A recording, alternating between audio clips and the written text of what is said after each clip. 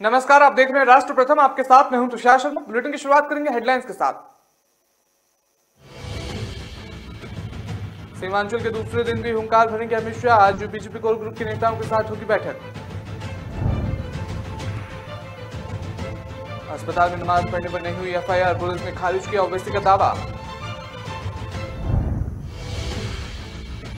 गौ हत्या, मुस्लिम आबादी सुरक्षा, मुस्लिम बुद्धिजीवियों के साथ मुलाकात में संघ प्रमुख मोहन भागवत ने दिया बयान।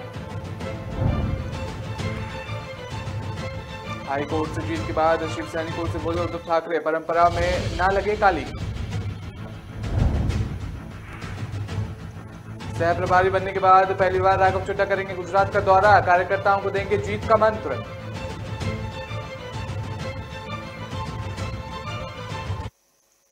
अब खबरें जानेंगे विस्तार से। आपको बता दें कि केंद्रीय गृह मंत्री अमित शाह का बिहार का सीमांचल एरिया का 2 दिवसीय दौरा शुक्रवार से शुरू हुआ। पूर्णिया के इंदिरा गांधी स्टेडियम में हुई जनसभा और रैली से अमित शाह ने नीतीश कुमार और लालू यादव पर जमकर निशाना साधा। आज उनके दौरे का दूसरा दिन है और आज भी वो सीमांचल में ही रहेंगे और कई कार्यक्रमों में शामिल भी होंगे। बताया जा रहा है कि बीजेपी बिहार में अब अकेले दम पर खड़े होना चाहती है और उसी कड़ी में ये कवायद की जा रही है कि इसकी शुरुआत अमित शाह सीमांचल से कर रहे हैं, जहां घुसपैठ बड़ी संख्या में है। आज अपने दौरे के दूसरे दिन केंद्रीय गृह मंत्री अमित शाह किशनगंज जिले में रहेंगे और उनके तय कार्यक्रम के मुताबिक शनिवार सुबह 9:30 बजे सुभाष पल्ली चौक में बूढ़ी काला माता मंदिर के दर्शन और पूजा अर्चना करेंगे। यहां पूजा के कार्यक्रम करने के बाद वो सुबह करीब 10:30 बजे एसएसबी कैंपस में बीओपी फतेहपुर का दौरा करेंगे। साथ ही उन्होंने अपने संबोधन में नीतीश कुमार और लालू यादव पर भी निशाना साधा। उन्होंने क्या कुछ कहा, ये आपको सुनाते हैं। किसी को डरने की जरूरत नहीं है मित्रों।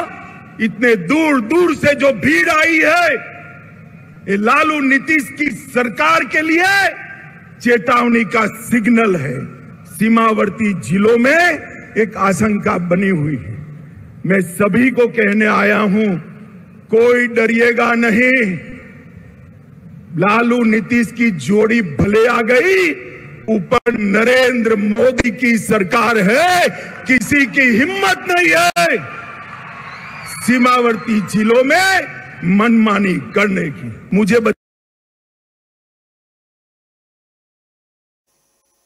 देखा आपने किस तरह से अमित शाह की तरफ से तमाम बातें सामने आ रही हैं। रुक करते हैं अगली खबर का। आपको बता दें कि प्रयागराज के बेली अस्पताल में महिला द्वारा हॉस्पिटल के वार्ड में नमाज पढ़े जाने के मामले में एआईएमआईएम प्रमुख असदुद्दीन ओवैसी ने ट्वीट किया था। ओवैसी ने अपने ट्वीट में नमाज पढ़ने वाली महिला के खिलाफ एफआईआर दर्ज किए जाने का दावा किया था। उन्होंने नमाज पढ़ने के मामलों पर एफआईआर दर्ज किए जाने को गलत बताया था। हालांकि अब प्रयागराज पुलिस ने असदुद्दीन ओवैसी के दावे का खंडन किया है। इससे पहले ओवैसी ने ट्वीट कर कहा है कि अस्पताल में भर्ती अपने रिश्तेदारों की देखभाल करने वाले किसी कौन है, और आपको बता दें कि किसी को तकलीफ दिए बगैर अपने मजहब के मुताबिक इबादत करते हैं तो इसे जुर्म कहा गया है क्या? तो ये सवाल उन्होंने खड़ा कर दिया। आपको बता दें कि यूपी पुलिस के पास कोई और काम नहीं है, ये भी सवाल उन्होंने खड़ा कर दिया। अपने ट्वीट के जरिए दावा किया था जहां भी नमाज पढ़ी जाती है वहां नमाजियों पर एफआईआर दर्ज हो जाती है। पुलिस ने प्रेस नोट जारी कर कहा है कि महिला के खिलाफ कोई एफआईआर दर्ज नहीं की गई है।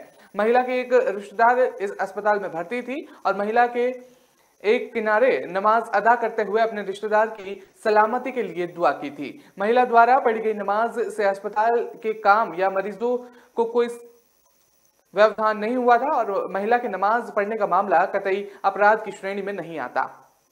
कुछ लोग गलत जानकारी के साथ मामले को बेवजह तूल दे रहे हैं और पुलिस ने एफआईआर दर्ज किए जाने से साफ इनकार किया है।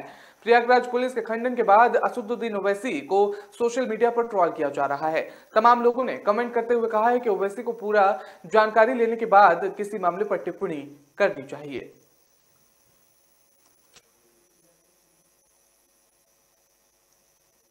आरएसएस प्रमुख मोहन भागवत की मुस्लिम बुद्धिजीवियों के साथ मुलाकात के बाद कई प्रकार के कयास लगाए जा रहे हैं। इसी मीटिंग के 5 सदस्यीय मुस्लिम बुद्धिजीवियों के एक प्रतिनिधिमंडल ने देश में मुस्लिम समुदाय से जुड़े कई अहम मुद्दों को लेकर मोहन भागवत से बातचीत की। इस पूरी मीटिंग को लेकर पूर्व मुख्य चुनाव आयुक्त एसवाई खुरैशी ने कहा कि भागवत के साथ उनकी मीटिंग का प्रमुख एजेंडा देश के मुसलमानों में फैले असुरक्षा के भाव से जुड़ा था। उन्होंने कहा कि हमारी पूरी मीटिंग इस विषय के इर्द गिर्द ही रही और संघ प्रमुख के साथ हुई मुस्लिम बुद्धिजीवियों की मीटिंग को लेकर एसवाई खुरैशी और नजीब जंग ने वायर को दिए एक इंटरव्यू में कहा कि और सवालों का जवाब भी दिया कि मोहन भागवत के साथ हुई 5 मुस्लिम बुद्धिजीवियों में से एक दिल्ली के पूर्व उपराज्यपाल नजीब जंग ने वायर को दिए इंटरव्यू में कहा कि उनकी कोविड से पहले 2019 में मोहन भागवत से मुलाकात हुई थी। इस दौरान वो बहुत ही खुले मन के साथ मिले थे और उन्होंने कहा था कि वो जल्द ही उनसे फिर मुलाकात करेंगे। दुर्भाग्य से कोरोना के चलते ये मुलाकात नहीं हो पाई थी। फिर उसने बाद में 1 साल बाद नुपुर शर्मा के बयान के बाद जिस तरह से देश का माहौल बना और उसके बाद कर्नाटक की घटना, हम लोगों ने उनसे मिलने का फैसला किया था।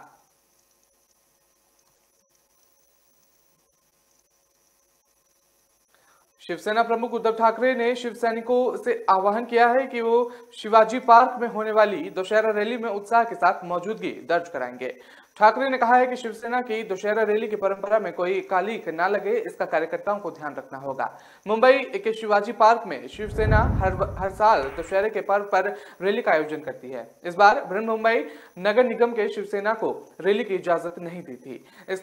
उसका कार्यक्रम उधर में लटका हुआ था और दरअसल मुंबई पुलिस ने रैली की वजह से कानून व्यवस्था गड़बड़ाने की आशंका संबंधी रिपोर्ट बीएमसी को दी थी। कई दिनों से रैली को लेकर बयानबाजी हो रही थी और शिवसेना ने रैली के आयोजन के लिए अदालत का दरवाजा भी खटखटाया था। आखिरकार शुक्रवार को बॉम्बे हाई कोर्ट ने रैली के लिए इजाजत देकर तमाम अटकलों से पर्दा हटा दिया है और कोर्ट ने अपने आदेश में यह भी कहा है कि कानून व्यवस्था का ख्याल रखा जाए। कोर्ट ने बीएमसी को फटकार लगाते हुए कहा कि इतने सालों से आयोजन हो रहा है और अब तक कोई घटना नहीं हुई। कोर्ट के आदेश के बाद सरकार के जीआर में दशहरा रैली के आयोजन का दिन तय कर दिया गया है।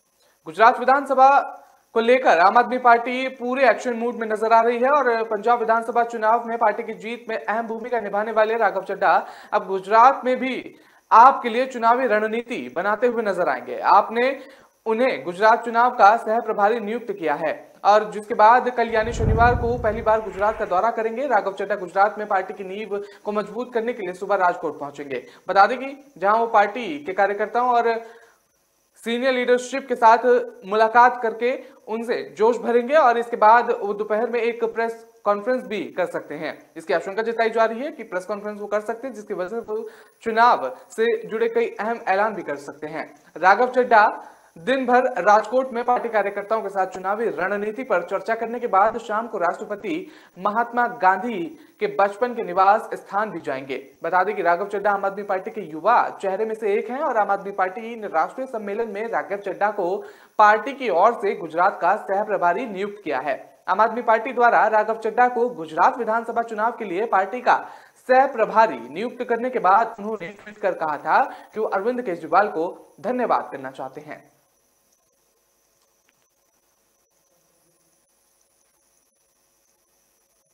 फिलहाल वक्त तो चला एक छोटे से ब्रेक का। खबरों का सिलसिला लगातार जारी रहेगा।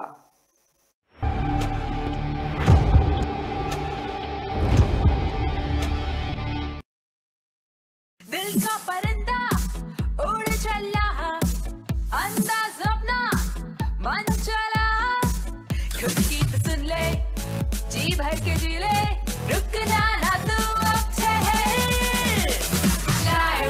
Lyra, anytime, anywhere. Lyra, everybody loves to wear. हमने ही गाना है, ढोल उठाए जग सारा, जय मयूर की जंजीरों को हमने ही गाना है।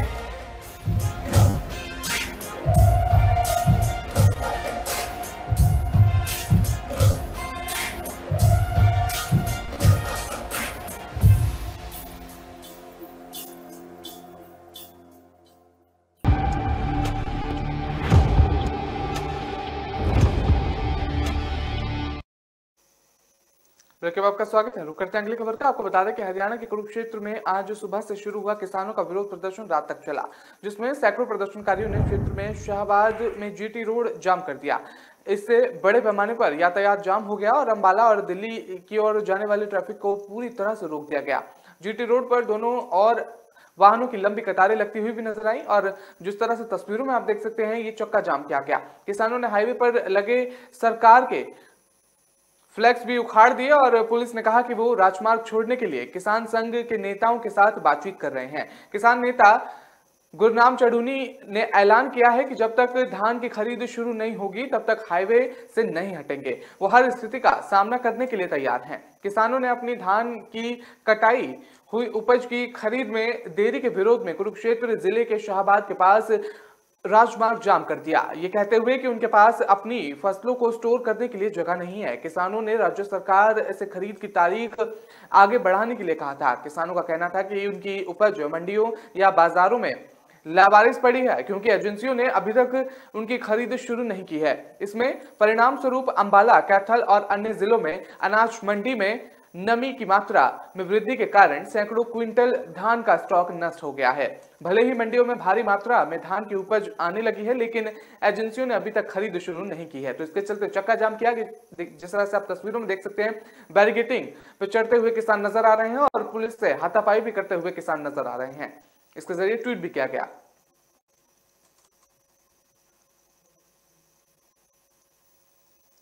कांग्रेस की भारत जोड़ो यात्रा 30 सितंबर को कर्नाटक पहुंचेगी। आपको बता दें, राज्य में पार्टी अपनी पदयात्रा के साथ 2 लक्ष्य साधेगी और इसकी तैयारी शुरू हो गई है। दरअसल राज्य के कांग्रेस अध्यक्ष के बयान से तो ऐसा ही लगता है कि पीटीआई के मुताबिक डीके शिव कुमार ने जानकारी दी है कि भारत जोड़ो यात्रा के कर्नाटक चरण के दौरान पार्टी की अंतरिम अध्यक्ष सोनिया गांधी और कांग्रेस महासचिव प्रियंका गांधी वाड्रा पदयात्रा में शामिल होंगी। शुक्रवार को भारत जोड़ो यात्रा को लेकर कर्नाटक कांग्रेस की समीक्षा बैठक के बाद डीके शिव कुमार ने ये जानकारी दी है और 224 सदस्य वाली कर्नाटक विधानसभा के चुनाव अगले साल मई या उससे पहले होने हैं और वहीं उससे अगले साल यानी 2024 में लोकसभा का चुनाव भी होगा। इसलिए कर्नाटक कांग्रेस के लिए अहम बात है और सूबे में बीजेपी की सरकार है। कांग्रेस की कोशिश रहेगी कि लोकसभा चुनाव के साथ साथ राज्य के विधानसभा चुनाव के लिए भारत जोड़ो यात्रा से जमीन तैयार कर ली जाए। डीके शिव कुमार ने कहा कि यात्रा में शामिल होने की तारीख सोनिया गांधी और प्रियंका गांधी की ओर से बताई जानी बाकी है।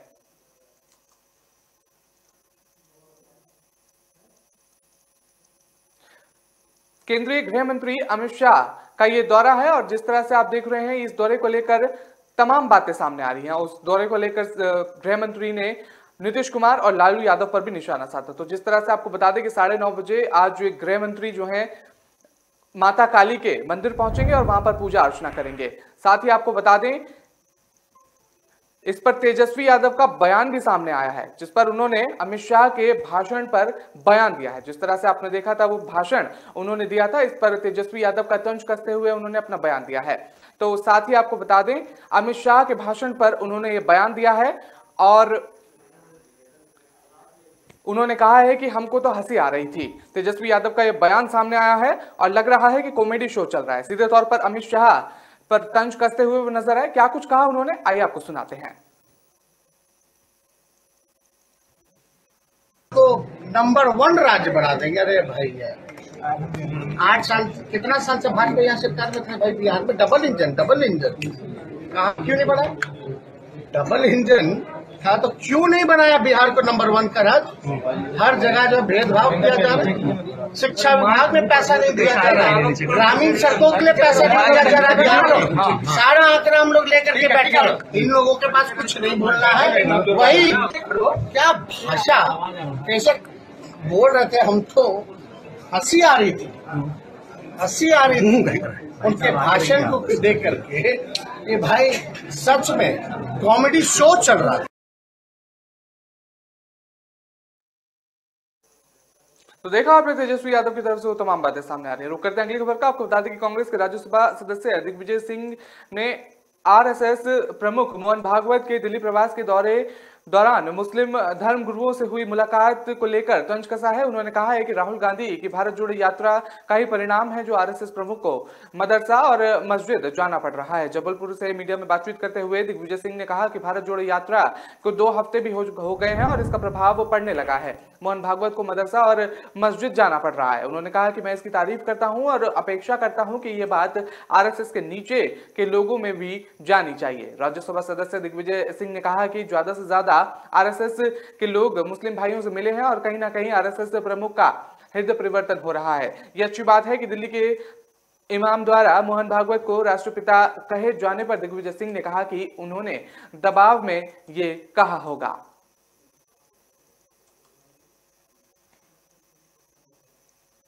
मुख्यमंत्री शिवराज सिंह चौहान 29 सितंबर को मध्य प्रदेश की 4,828 करोड़ के निवेश वाली 22 औद्योगिक संरचनाओं का भूमि पूजन और लोकार्पण करेंगे। इन औद्योगिक संस्थानों में 42,000 युवाओं को सीधे रोजगार मिलेगा। जिले के बुधनी में आयोजित होने वाली इस महत्वपूर्ण आयोजन के साथ राज्य स्तरीय रोजगार दिवस कार्यक्रम भी होगा।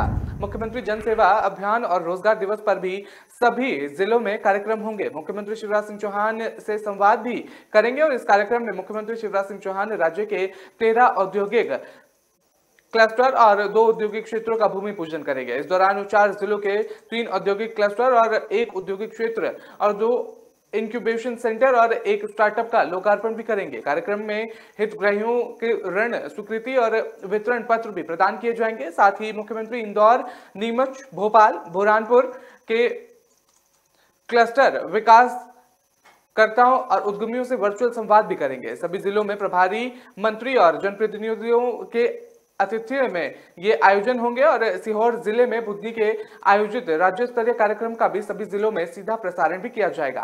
बता दें कि उद्योग संघ के प्रतिनिधि हितग्राहियों और MSMI उद्यमी कलेक्टर के विकासकर्ता और स्वयं रोजगार योजना से जुड़े सभी विभागों के अधिकारी इसमें शामिल होंगे।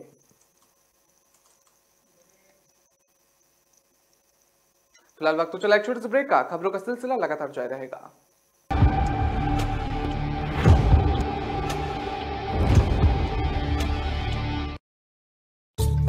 चाय तैयार है। मैं चेंज करके आती हूँ। मैं चेंज करके आती हूँ। मैं चेंज करके आती हूँ।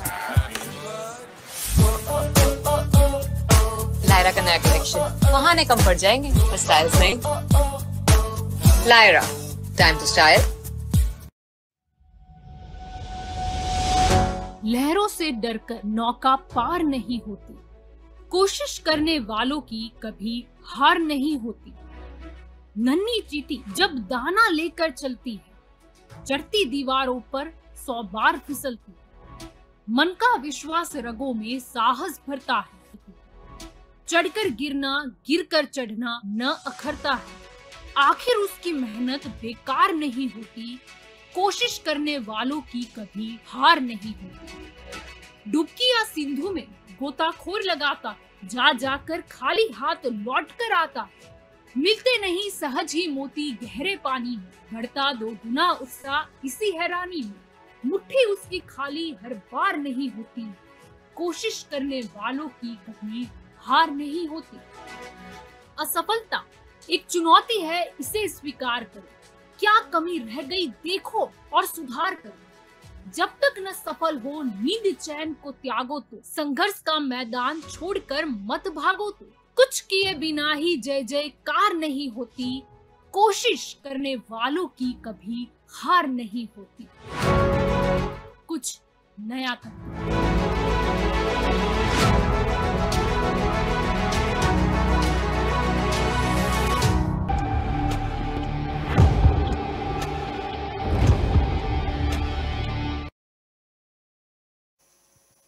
ब्रेक के बाद आपका स्वागत है। रुक करते हैं अगली खबर का। आपको बता दें कि मध्य प्रदेश के गृह मंत्री और राज्य सरकार के प्रवक्ता नरोत्तम मिश्रा ने देश भर में PFI पर चल रहे छापे की कार्रवाई के उचित ठहराया है और साथ ही उन्होंने कहा है कि हमें मुसलमान से बैर नहीं है और आतंकियों की खैर भी नहीं है। तो सीधे तौर पर ये उन्होंने बयान दिया है। उन्होंने कहा है कि हम तो रहीम और रस खान को मानने वाले हैं और RSS चीफ मोहन भागवत के मस्जिद जाने के सवाल पर नरोत्तम मिश्रा ने कहा कि हम वसुदेव कुटुंबकम को मानने वाले लोग हैं। तो उन्होंने क्या कुछ कहा, आपको सुनाते हैं। बहुत स्पष्ट सोच है, शुरू से ही है,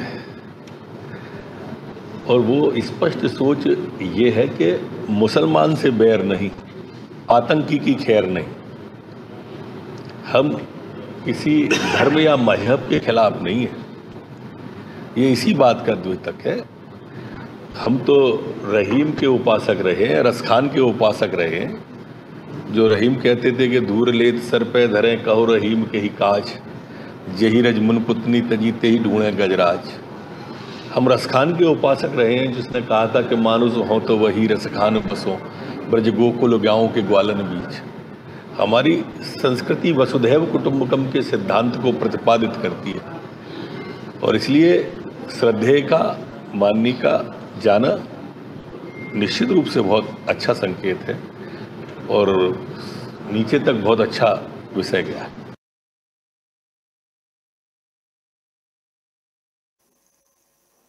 छत्तीसगढ़ सरकार ने 23 सितंबर शुक्रवार को एक अहम घोषणा की है। छत्तीसगढ़ सरकार बेटियों की सुरक्षा को ध्यान में रखते हुए हमर बेटी हमर मान अभियान प्रारंभ करने जा रही है और मुख्यमंत्री भूपेश बघेल ने ट्वीट कर यह ऐलान किया है। उन्होंने कहा है कि जिस समाज में बेटियां सुरक्षित और सशक्त हों वो समाज निरंतर प्रगति के साथ और अक्सर होता है। और मुख्यमंत्री भूपेश बघेल ने शुक्रवार को एक बड़ी घोषणा करते हुए बेटियों की सुरक्षा के लिए अभियान शुरू करने की जानकारी दी है। उन्होंने बताया कि हमर बेटी हमर मान अभियान के तहत राज्य पुलिस की महिला अधिकारी और कर्मचारी प्रदेश के सभी जिलों के स्कूल कॉलेजों में जाकर बेटियों को उनके कानूनी अधिकार की जानकारी देंगी। साथ ही गुड टच, बैड टच, छेड़खानी या यौन शोषण, cyber crime, social media crime से बचाव और अधिकार जैसे बातों पर मार्गदर्शन देंगे। और बता दें ये तमाम बातें मुख्यमंत्री की तरफ से सामने आ रही है। बता दें हमर बेटी हमर मान अभियान के तहत स्पेशल महिला पेट्रोलिंग टीम बनाई जाएगी और ये टीम गर्ल्स स्कूल, कॉलेजों और महिलाओं युवतियों की उपस्थिति वाली प्रमुख जगहों पर पहुंचेगी। इसके अलावा हमर बेटी हमर मान हेल्पलाइन के लिए एक मोबाइल नंबर भी जारी किया जाएगा जिस पर शिकायत करने से प्राथमिकता पर कार्रवाई की जाएगी।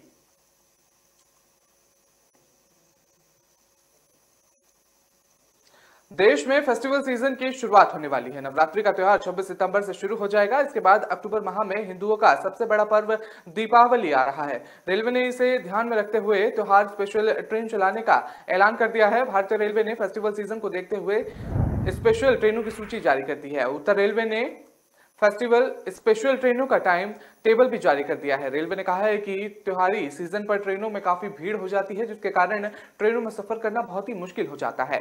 लेकिन अब इन ट्रेनों के चलते आम जनता को राहत मिल सकेगी। ये ट्रेन नई दिल्ली से श्री माता वैष्णो देवी कटरा, गया, दरभंगा, आनंद विहार टर्मिनस से छपरा, गोरखपुर के रूटों पर चलाई जाएगी। रेलवे की त्योहार स्पेशल ट्रेन अपने यात्रियों की सुविधा को और सुगम बनाने और इन ट्रेनों का संचालन 20 अक्टूबर से शुरू होगा। ये ट्रेन नियमानुसार चलाई जाएंगी।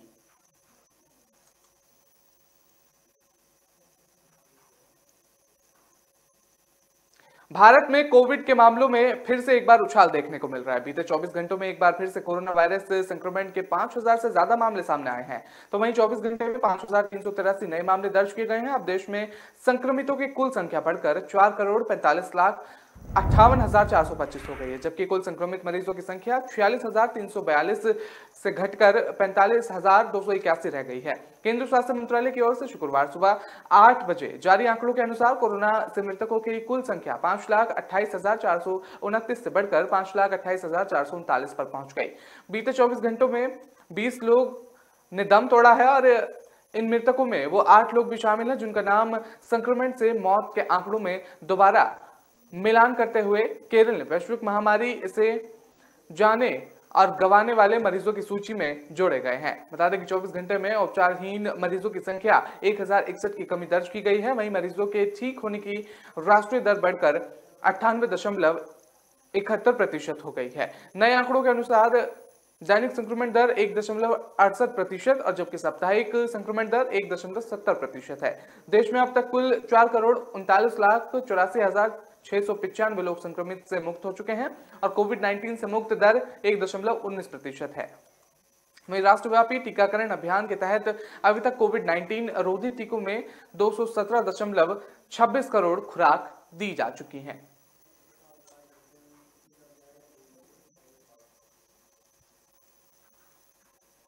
राजधानी दिल्ली में पिछले 2 दिनों से हुई बारिश लोगों के लिए आफत बनी हुई है। शुक्रवार को भी लगातार दूसरे दिन भी हो रही बारिश से दिल्ली की कई सड़कों पर जल भराव की स्थिति बन गई, जिससे लोगों को यातायात करने में समस्या आ रही थी। लोगों को भारी परेशानी का सामना भी करना पड़ रहा था। इसी बीच मौसम विभाग ने कल शनिवार के लिए भी येलो अलर्ट जारी किया है। इसके साथ ही मौसम विभाग ने दिल्ली वासियों को जानकारी देते हुए बताया है कि कई जगहों पर हल्की बारिश और कुछ स्थानों पर भारी बारिश की संभावना जताई जा रही है। जिस तरह से कल देखा था लगातार बारिश हो रही थी, लोगों को उसके चलते भारी परेशानी का सामना भी उठाना पड़ रहा था। कई सड़कों पर जल जमाव की स्थिति भी पैदा हो गई